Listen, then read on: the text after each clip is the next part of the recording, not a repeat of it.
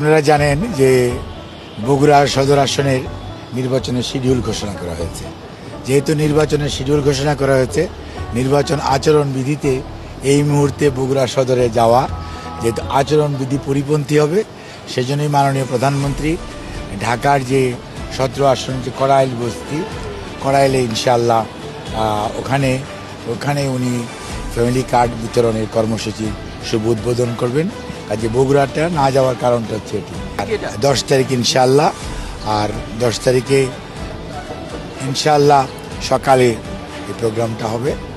আর সারা বাংলাদেশের আরও 14টি স্থানে আপনারা জানতে পারবেন। মাননীয় প্রধানমন্ত্রীর এই সবাইকে আমাদের যে দলীয় নেতা এবং মন্ত্রী মহোদয়রা আছেন তাদেরকে নির্দেশ দেওয়া হয়েছে যে ওনারা যার সংশ্লিষ্ট উপজেলায় অথবা অঞ্চলে ওনারা ওখানে থাকবেন এবং থেকে নিজেরা সরাসরি ফ্যামিলি কার্ড বিতরণ কর্মসূচি আপনার তদারকি করবেন, উদ্বোধন করবেন এবং সবার যারা ফ্যামিলি কার্ড পাওয়ার উপযুক্ত তাদের মধ্যে ফ্যামিলি কার্ড বিতরণ করবেন।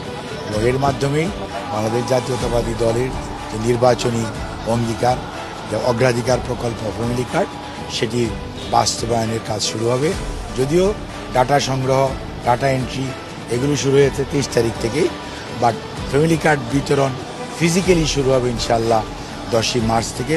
মাননীয় প্রধানমন্ত্রী সেটি শুরু করবেন কড়াই